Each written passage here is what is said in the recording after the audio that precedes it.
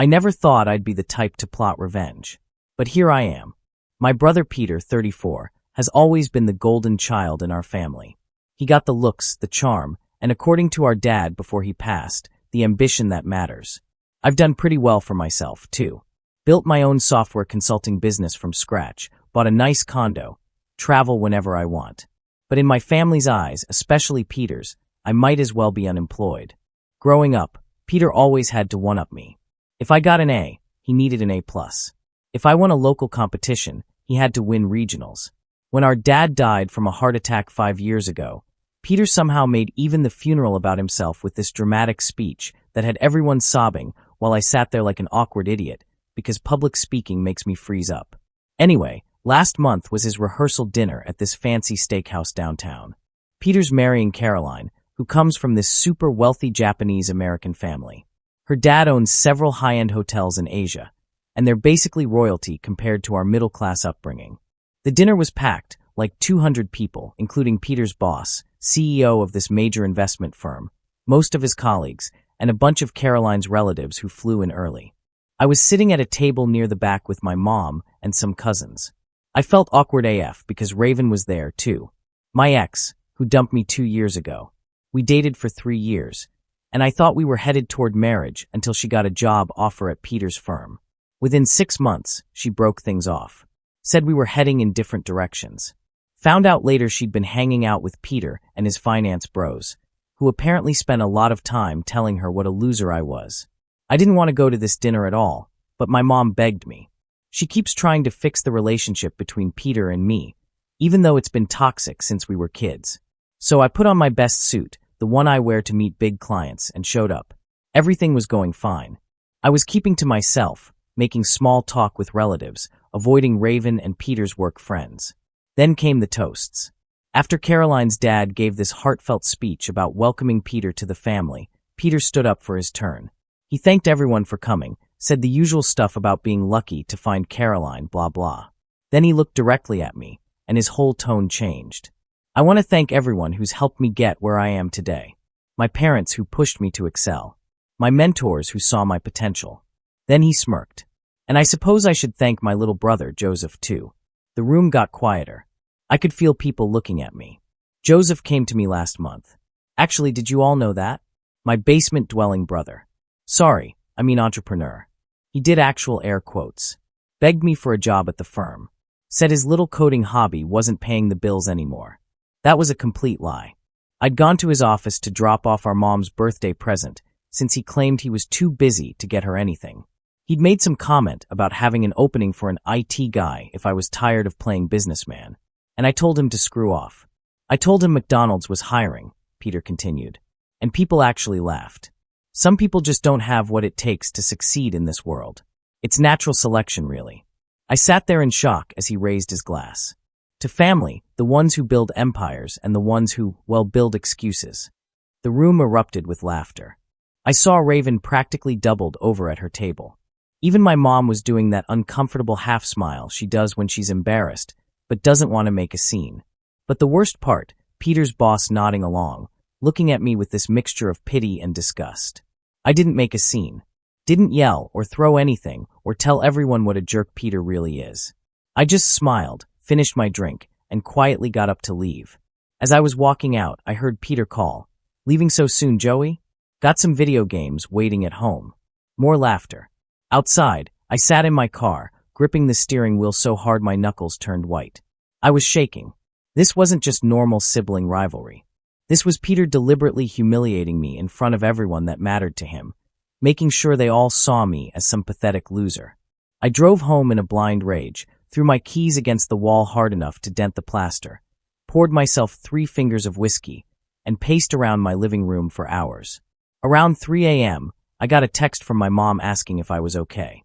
I didn't respond. I wasn't okay. I was furious.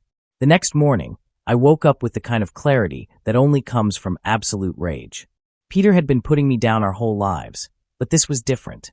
This was public humiliation, calculated and cruel. And for what? So he could look big in front of his boss and his rich future in-laws. I opened my laptop and started digging. Peter had mentioned the wedding venue a few times, bragging about booking the Ritz-Carlton's Grand Ballroom a year in advance. A quick search showed me just how expensive this wedding was going to be. The Ritz doesn't list prices publicly, but based on similar venues and the guest count, we're talking $150,000 minimum. Then I remembered something critical. Peter has always been terrible with money. Behind his expensive suits and fancy car, he's always living right at the edge of his means. When we were kids, he'd spend his allowance immediately, then try to borrow from me by the end of the week. I made some calls claiming to be Peter's personal assistant. The Ritz confirmed the final payment of $47,000 was due 2 days before the wedding. They were expecting a wire transfer tomorrow. That's when the idea hit me. I'm good with computers. Really good. I've done cybersecurity consulting for banks. I know how payment systems work. I wasn't going to steal from it. I wasn't going to hack anything illegally. But there are ways to make payments disappear, get flagged, delayed. I spent the next 3 days setting everything up, creating a plan that would unfold perfectly. It took some creative programming, but nothing that would actually break laws. Just a perfectly timed digital push that would send Peter's carefully planned wedding into complete chaos. Now it's the night before his wedding. All the pieces are in place. At 6 a.m. tomorrow, while Peter is sleeping off his bachelor party, everything he's planned is going to fall apart. And the best part, he'll know exactly who did it, but he won't be able to prove a thing. Sometimes revenge is a dish best served with a system error. Update 1. Sorry for the delay updating this. The past 3 weeks have been absolute chaos. I'm posting this from a hotel room because I literally can't go home right now. But I'm getting ahead of myself. After I left Peter's rehearsal dinner, I was in this weird state of calm rage, like I wasn't throwing stuff anymore, but I was methodically planning how to destroy his perfect day. I've never felt like this before. I'm usually the chill brother who lets things slide, but something in me just broke. The morning after the dinner, my mom called. I ignored it. She texted saying we needed to talk about what happened. I ignored that too. I needed to focus.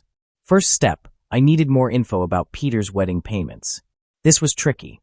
I wasn't going to hack anything or do anything illegal, but I do know how to social engineer. I called the Ritz-Carlton posing as Peter's assistant, said I was confirming payment details for the upcoming transfer. The woman I spoke to was super helpful, told me exactly when the final payment was due, 3 days before the wedding, and confirmed the amount, $47,000. She even mentioned that they were still waiting on the deposit for the honeymoon suite. Next, I needed access to Peter's email. Again, not going to hack, but Peter has used the same password pattern since we were kids. Our childhood dog's name plus year of whatever big life event plus some special character. I tried a few combinations on his personal Gmail and got in on the third try. Barney 2025, if you're wondering.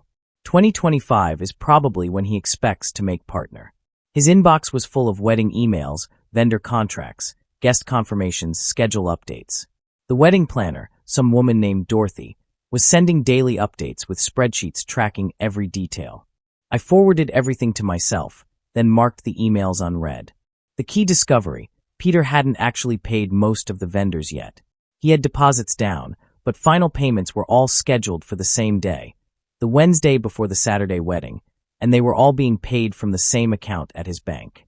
That's when my mom showed up at my door unannounced. I was so deep in planning, I didn't even hear her knock at first. When I opened the door, she looked exhausted. She started in about how I needed to be the bigger person, how Peter has always been insecure about his intelligence compared to me, which is BS. He got into a better college, and how his wedding stress was making him act out. I actually laughed in her face. I told her I was done being the family punching bag. She got weirdly quiet and asked what I was planning to do. Something in my expression must have scared her because she grabbed my arm and said not to do anything I'd regret. I pulled away and told her maybe she should have given Peter the same advice before he humiliated me in front of everyone I know. She left crying. I felt like crap, but didn't call her back. That night, I got a text from Raven. First time she'd contacted me in over a year. Said she felt bad about laughing at the rehearsal dinner and wanted to check if I was okay. I didn't respond. Just another person feeling guilty after participating in my public humiliation. I spent the next few days building my plan. Peter uses this budgeting app connected to his bank account. I couldn't access the bank directly, but the app had terrible security. I got in and found exactly what I expected. Peter was stretched thin financially. The wedding was costing way more than he could afford. He'd taken out a personal loan and maxed out 2 credit cards. The payment to the Ritz was scheduled through his bank's bill pay system for Wednesday at 9 a.m. I couldn't cancel it directly, but I could create enough confusion to delay it. On Tuesday, 1 week before the wedding, I got another surprise visit, this time from my Uncle Stephen, my dad's best friend. He's the only person from my dad's side who still keeps in touch. He brought beer, and we sat on my balcony. After some small talk, he mentioned he was surprised I was going to Peter's wedding at all after everything that happened. When I asked what he meant, he got this confused look like he'd said something he shouldn't have. After some pushing, he finally told me. Apparently, when I was in college, I got this amazing internship opportunity in Silicon Valley. It was going to pay well and potentially lead to a full-time job, but I suddenly got rejected at the last minute. I was devastated, but figured it was just bad luck. According to Uncle Stephen, it wasn't luck at all. He overheard my dad and Peter talking about it at a family barbecue. Peter had contacted the company pretending to be from my university's admin office and told them there was an issue with my transcript. The company rescinded the offer without even checking with me. I sat there stunned. That internship was my dream opportunity. I ended up taking a shitty unpaid position instead and had to move back home for a year to save money. It completely changed my career trajectory. When I asked why Peter would do that, Stephen looked uncomfortable. He said Peter told my dad he was saving me from myself because I wasn't ready for that kind of pressure. But the real reason, Peter had just started at his firm and didn't want me potentially making more money than him right out of college. The worst part, my dad knew and never told me. He actually agreed with Peter that it was for my own good. I thanked Stephen for telling me, and after he left, I finalized my plan with renewed determination. On Wednesday morning, 6 days before the wedding, I called Peter's bank posing as him. I told them I suspected fraudulent activity on my account and needed them to place a 48-hour hold on all outgoing transactions over $10,000. They asked security questions, which I knew the answers to because Peter uses the same ones everywhere. They placed the hold. Then I called the Ritz directly again as Peter's assistant. I told them there was an issue with the wire transfer, and Mr. Thomas would need to pay in person on Friday instead. The coordinator sounded annoyed, but said that would be fine as long as it was settled 24 hours before the event. Next, I found the email chain between Peter and Caroline's parents. They were arriving Thursday from Tokyo. Peter was supposed to arrange their airport pickup and check them into the hotel. I sent an email from his account changing their reservation to a different hotel across town, claiming the Ritz had a plumbing emergency in their scheduled suite. I also created a fake email account impersonating the wedding planner and sent messages to a few key vendors, florist, photographer, DJ, confirming that the wedding had been moved to Sunday instead of Saturday due to a scheduling conflict at the venue. Just enough to create confusion, but not enough to alert Peter immediately. By Friday morning, 2 days before the wedding, Peter's bank hold would expire. His payment to the Ritz would attempt to process, but by then his account would be flagged for suspicious activity because of all the unusual communication. At minimum, it would cause a multi-day delay. On Thursday night, my phone rang. It was Peter. I let it go to voicemail. He left a message saying Caroline's parents couldn't find their driver at the airport, and the hotel had no record of their reservation. He sounded stressed, but still managed to be condescending, saying he knew I was too busy playing video games to help, but if I could pick them up as a favor, he'd appreciate it. I didn't call back. Friday morning, I woke up to 20 missed calls. 15 from Peter, 5 from my mom. I turned my phone off and went to a coffee shop to work. When I turned it back on around noon, I had a text from a number I didn't recognize. Joseph, this is Caroline. Something is wrong with all our wedding arrangements. Peter is freaking out. The Ritz says our payment never arrived, and they've given our ballroom to another event. Please call Peter if you know anything about this. I smiled and ordered another coffee. Then my phone rang again. Peter's boss. I didn't even know he had my number. Curiosity got the better of me, and I answered. He sounded weirdly friendly, asking if I was available to meet Peter at the Ritz to sort out a misunderstanding. Said Peter was too upset to handle it himself. I said I'd think about it and hung up. I drove past the Ritz on my way home. There was Peter in the lobby, shouting at the event coordinator while Caroline cried nearby. Her parents stood off to the side, looking horrified.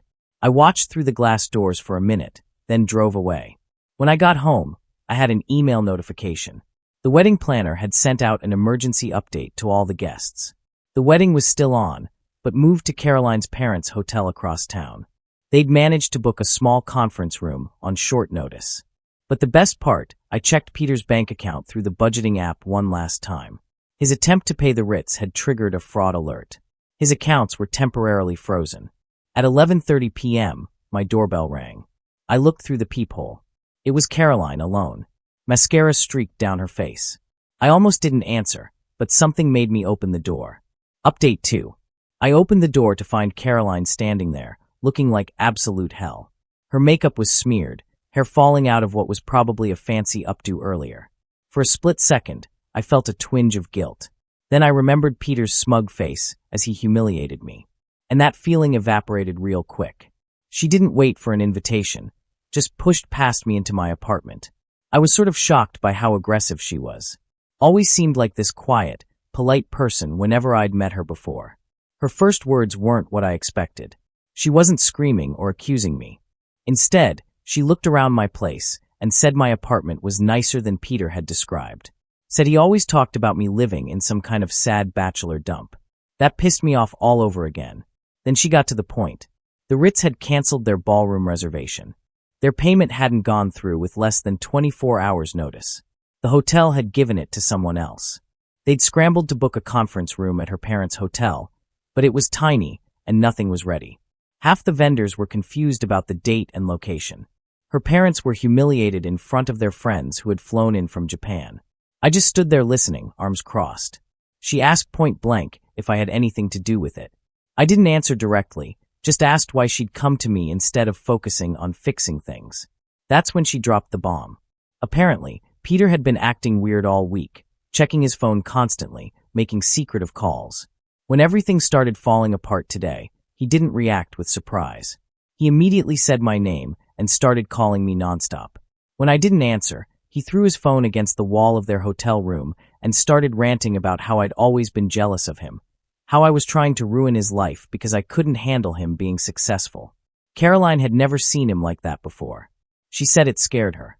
That's when she decided to come see me herself. I still didn't admit anything, just asked why I should care about Peter's problems after what he did to me at the rehearsal dinner. She looked genuinely confused. Said she remembered Peter's toast being a little teasing, but not that bad. That's when I lost it. I pulled out my phone and played the recording I'd made. Yeah, I recorded that crap. Not because I planned revenge at that moment, but because I was so shocked I wanted proof of what he'd said. Caroline listened to the whole thing, her face getting paler by the second. When it finished, she sat down on my couch without asking. Said she had no idea he'd said those things. She'd been in the bathroom during his toast and only caught the end when everyone was laughing. She thought it was just normal brother jokes. She asked again if I'd sabotaged the wedding. This time I just smiled.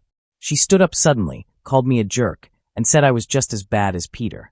I opened my front door and told her to leave. As she walked out, she turned and said Peter had already called his bank and figured out what I'd done. He had proof now. I slept like a baby that night. At 5:45 a.m., my phone started blowing up. First, a text from my mom saying Peter had called her hysterical. Then, 7 calls from Peter in a row. I ignored them all and made coffee. At 6:30, I got a single text from Peter. Fix this now or I swear to God, I will destroy you. I almost laughed. What exactly did he think he could do to me that he hadn't already done? I decided to drive by the Ritz around 8 a.m. just to see the chaos. The parking lot was already filling up with confused guests in formal wear. Some poor employee was standing outside explaining to people that the Thomas Tanaka wedding had been moved. Nobody seemed to know where. I spotted Caroline's parents trying to direct guests to cars for the trip across town. They looked stressed AF. Part of me felt bad for them. They seemed like decent people caught in the crossfire, but Peter had brought this on himself. Around 9 a.m., I got a call from Uncle Stephen. He sounded serious, asked if I could meet him for breakfast. I agreed and met him at this diner near my place. When I walked in, I realized my mom was with him, too. Great. They'd clearly been talking about me before I arrived. Mom looked like she hadn't slept, and Stephen had this weird, nervous energy. They waited until after we ordered to bring up the wedding disaster. Mom started in on how Peter was going through something, and how I needed to be the bigger person. I cut her off and played the recording of Peter's toast. She'd been sitting at my table, but claimed she hadn't heard clearly what he said. Now she had no excuse. She started crying. Stephen just looked pissed. Not at me, surprisingly, but at Peter. He asked what exactly I'd done. I was careful not to admit to anything illegal, just said maybe Peter should check his payment settings and vendor confirmations more carefully. That's when my phone buzzed with a text from a number I didn't recognize. It was a photo of my building's lobby with the message coming up. I showed it to Stephen and Mom. Told them I had to go. I rushed home but was too late. Peter was pounding on my door when I got off the elevator. When he saw me, he charged like a freaking bull, grabbed me by my shirt, and slammed me against the wall. I shoved him off hard, and he stumbled back. He was screaming about how I'd ruined everything, how Caroline's parents wanted her to postpone the wedding, how his boss had seen the whole meltdown at the Ritz, and was questioning his judgment. Neighbors were opening their doors to watch. I stayed calm, which just made him madder. Asked how exactly I was supposed to have done all this. He got right in my face and said he'd talked to the bank. They confirmed someone had called pretending to be him and put a hold on his accounts. They had the phone number. My phone number. Crap. I hadn't thought of that. I'd used my own phone like an idiot. But I didn't panic. Instead, I pulled out my phone, opened my voice recording app, and hit record. Then I asked Peter why he'd sabotaged my Silicon Valley internship in college. The look on his face was priceless. Complete shock followed by this weird, guilty expression. He stepped back, suddenly quiet. I pressed harder, asked if Dad knew what he'd done. Asked if he'd told Caroline about how he derailed my career before it even started. He just stared at me. Then he tried a different approach. Said we could fix this. He could still salvage the wedding if I called the Ritz, and explained that there had been a mistake. He'd even apologize for the toast if that's what I wanted. I laughed in his face, told him it was too late. The damage was done, just like when he sabotaged my internship. He couldn't undo it with an apology. That's when he snapped. Started saying how I'd always been the favorite. How Dad always bragged about my potential while pushing Peter to work harder. How Mom would fawn over my coding projects, but barely acknowledged his 80-hour work weeks. How everyone always made excuses for me while holding him to impossible standards. I was genuinely surprised. This was not the narrative I'd grown up with. In my version, Peter was the golden child, and I was the disappointment. But listening to him rant, I realized he'd felt the exact opposite. When he finally ran out of steam, I just said, "So you've been punishing me my entire life because you were jealous." He didn't answer, just looked away. I told him to leave. Said we were done, not just for now, but forever. He finally left, but not before warning me this wasn't over. I spent the rest of the day holed up in my apartment, ignoring calls and texts. Around 7 p.m., when the wedding reception would have been in full swing, I got a text from Raven. "What did you do to Peter?" I blocked her number. At 10 p.m., my building security called up. Peter's boss was in the lobby asking to speak with me. I was curious enough to agree. He came up alone, wearing what was clearly his wedding suit. Introduced himself properly. James, CEO of the investment firm where Peter worked, said he wanted to understand what had happened today. I was cautious, didn't admit to anything, just showed him the recording of Peter's toast instead. He listened without expression, then asked if he could sit down. What he said next floored me. He'd been having concerns about Peter's ethics at work for months. Nothing concrete enough to act on, but enough to make him wary. Today's meltdown, combined with what he'd just heard on the recording, confirmed his suspicions about Peter's character. Then he asked if I had any other examples of Peter's behavior I'd be willing to share. Something about his tone made me nervous. This wasn't just a concerned friend of my brother. This was a CEO looking for ammunition. I said I needed to think about it, and he left his card. As he was leaving, he mentioned casually that Peter had been making some questionable investment recommendations to clients lately. Nothing illegal, but ethically dubious. After he left, I sat on my couch wondering what the hell had just happened. Had I just been approached to help get my brother fired? Was that what I wanted? I was still processing when my phone rang at 3 a.m. It was Caroline again. She was sobbing so hard I could barely understand her. Peter had completely lost it after the wedding disaster. He'd trashed their hotel room, screamed at her parents, and accused everyone of conspiring against him. When she tried to calm him down, he'd grabbed her arm hard enough to leave marks. That's when her father had stepped in and physically removed Peter from the room. Now, Peter was calling her nonstop, alternating between rage and begging. She ended with words that chilled me. "He says he's coming to your place now. He's drunk, and he has your dad's old gun." I hung up and called 911. Final update. After Caroline's call, I grabbed my wallet and keys and got the hell out of my apartment. I called 911 from the stairwell, told them my brother was drunk, armed, and threatening to come to my place. The dispatcher kept asking for details I didn't have. What kind of gun, exactly where Peter was now, if he had specifically threatened to shoot me. I just kept saying I didn't know, just that my brother was dangerous and headed to my address. I waited in my car across the street. At 3:32 a.m., Peter's Audi screeched into my building's parking lot. He practically fell out of the driver's seat, definitely wasted. I couldn't see a gun, but his right hand was tucked inside his jacket in a way that made my stomach drop. 2 police cars pulled up about 40 seconds later. I watched as they approached Peter, who was now shouting my name and pounding on the building's front door. When they tried to talk to him, he started screaming about how I'd ruined his life. One cop put his hand on his holster when Peter pulled his hand out of his jacket, but there was no gun, just his phone. They talked for a few minutes, then put him in the back of a police car, not in handcuffs, so I figured they were just going to drive him home or to the drunk tank to sleep it off. I checked into a hotel downtown using the Marriott app, so I wouldn't have to talk to anyone. Passed out around 5 a.m., completely drained. Woke up to a shitload of notifications. Missed calls from my mom, Uncle Stephen, Caroline, even Raven. Texts asking where I was, if I was okay, a voicemail from the police asking me to come to the station to give a statement. I ordered room service and tried to piece together what happened from everyone's messages. Apparently, Peter hadn't had my dad's gun after all. It was still in my mom's safe where it had been since Dad died, but he'd been telling everyone at the ruined wedding reception that he was going to make me pay.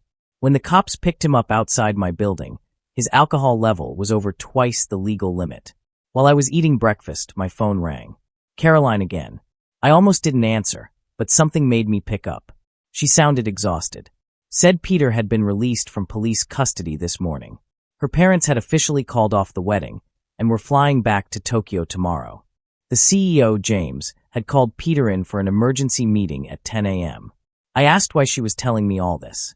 She said she didn't know. Maybe because she felt I deserved to know how completely my revenge had worked. But then her tone changed. She asked if I knew what Peter had been doing at work lately. I said no, just that his boss had seemed concerned. Caroline dropped a bombshell. Peter had been making risky investments for his clients without full disclosure, taking bigger commissions while hiding the real risks. Nothing outright illegal, but seriously unethical. James had been investigating quietly, and the wedding meltdown had accelerated everything. I felt weirdly conflicted. My revenge was about the personal humiliation, not destroying Peter's entire life, but I couldn't exactly say I felt bad either. I checked out of the hotel around noon and drove to my mom's house. Figured I should explain my side before Peter poisoned the well completely. Mom opened the door looking like she'd aged 10 years overnight. Uncle Stephen was there too, sitting at the kitchen table with coffee. The first thing Mom said was, "Did you really call the police on your brother?" I played her the voicemail from Caroline about Peter coming with a gun. Mom went pale and sat down hard in the nearest chair. Uncle Stephen asked to hear it again, then nodded like something made sense now. He told me Peter had shown up at my mom's house at 2 a.m. demanding to know where Dad's gun was kept. When Mom refused to open the safe, he'd ransacked the house looking for the key. That's when Stephen, who lives nearby, had come over after Mom called him panicking. The three of us sat in silence for a minute. Then Mom asked the question I knew was coming. Why did you ruin his wedding? I didn't bother denying it anymore. Just played the recording of Peter's toast, followed by my conversation with Peter, where he essentially admitted sabotaging my internship. Mom started crying. Stephen looked like he wanted to punch something. Mom asked if there was any way to fix things between Peter and me. I told her no. That bridge was completely burned. Some things can't be undone, and I wasn't interested in forgiving Peter for years of crap that culminated in public humiliation. As we were talking, my phone buzzed with a text from James, Peter's boss. "Need to speak with you urgently. Can you come to my office today?" I texted back that I'd be there at 3 o'clock. When I got to the investment firm's building, the receptionist led me straight to James' corner office. The view of the city was impressive, but what really caught my attention was Peter sitting there looking like absolute crap. Red eyes, rumpled clothes, stubble. The look he gave me could have melted steel. James got right to business, said he'd been investigating Peter's client accounts for months, and had found multiple instances of ethical violations. Nothing that would land him in jail, but enough to get him fired and possibly blacklisted in the industry. Then he did something unexpected. He pulled out a folder and handed it to me. Inside were printouts of emails between Peter and the company where I'd been offered that Silicon Valley internship years ago. Emails where Peter, posing as a university administrator, claimed there were serious concerns about my academic integrity. I looked up at James, confused about why he had these. He explained that when Peter started working at the firm, he'd used his work email to contact my university, trying to get access to my academic records, probably looking for actual dirt he could use against me. The IT department had flagged it as potential identity theft and kept a record. When James started investigating Peter's ethics, he found this in the archives. Peter just sat there staring at the floor. James then said something that caught me completely off guard. He asked if I'd be interested in consulting for their firm on cybersecurity. Said anyone who could cause the level of chaos I did without breaking any laws clearly knew what they were doing. I laughed, thinking he was joking. He wasn't. Peter finally spoke up, his voice low. Said if I took the job, he'd make sure I regretted it every single day. James cut him off mid-sentence. Peter wouldn't be in a position to do anything because as of this morning, he was suspended pending an internal review. Peter completely lost it. Started shouting about how I'd always tried to take everything from him, how our parents always loved me more, how he'd worked his ass off while I just coasted on being the smart one. Then he lunged across the desk at me. I stepped back, but not before he managed to grab my shirt. James called security, and 2 guys had to physically drag Peter out while he screamed threats the whole way. One of the last things he yelled was that Caroline had only been interested in him for his money and status anyway. And now I'd ruined that too. After security removed him, James apologized. Said he had no idea how deep Peter's issues ran. We talked for a bit longer about the consulting opportunity, and I said I'd think about it. It was good money, but working in the same industry as Peter felt weird, even if he wasn't there. As I was leaving, I ran into Raven in the elevator. Awkward as hell. She tried to make small talk, then said she'd heard about what happened with Peter, asked if I was okay. I just looked at her and asked why she'd laughed at Peter's toast if we'd dated for 3 years. She had the decency to look ashamed. Said she was trying to fit in with the finance crowd, that she didn't really think those things about me. I didn't respond, just got off at the next floor and took the stairs the rest of the way. When I got home, there was an envelope taped to my door. Inside was a check from Caroline's father for $10,000 and a note that just said, "Thank you." I was confused until I got a text from Caroline explaining that her father had figured out what Peter was really like because of the wedding disaster, saving her from what would have been a terrible marriage. The next day, my mom called. Peter had emptied his condo and left town without telling anyone where he was going. His car was gone from the firm's parking garage. She was worried about him. I wasn't. 3 days later, James called to tell me the firm's investigation had uncovered enough to terminate Peter's employment permanently. He'd already sent a company-wide email announcing Peter's departure. The consulting offer was still open if I wanted it. I turned it down. Instead, I used Caroline's father's check as seed money to expand my own business. First client, Caroline's father's hotel chain, upgrading their payment security systems. It's been 2 months now. Peter eventually surfaced in Chicago, working for a much smaller firm. He hasn't contacted anyone in the family except Mom, who he calls occasionally but never mentions me. Caroline reached out last week, asked if I wanted to get coffee sometime. I said, no, too weird. Too much baggage. Uncle Stephen comes over for beers every Thursday now. Says he should have stepped in years ago when he saw how Peter treated me, but he didn't want to get between brothers. He's the one who told me something I never knew. That my dad had actually left Peter more money than me because he thought I could take care of myself, but Peter needed the help. Ironic. So, that's where things stand. I got my revenge, but it spiraled into something bigger than I planned. Do I regret it? Not for a second. Peter spent our entire lives trying to tear me down to build himself up. All I did was show everyone who he really was. Some people might say I went too far, that I should have just confronted him directly or let it go. But those people weren't there when 200 people laughed at me. When the brother who should have had my back stabbed me in it instead. They don't know what it's like to swallow that humiliation and smile through it. My only regret is not doing it sooner. Thanks for all the support, typing truths. You guys have been a lifeline through this chaos. Your comments and encouragement help me stay focused and stand my ground. Typing Truths community, this story is a gut punch. Joseph's fight to reclaim his dignity after years of being overshadowed and humiliated by his brother hits hard. It's a reminder that sometimes standing up for yourself means drawing a line that can't be uncrossed. Thank you for being here, for listening, and for supporting these raw, real stories. If you've ever felt unseen or belittled by those closest to you, know that your strength matters and you're not alone. Keep shining, and I'll see you in the next story, Typing Truths.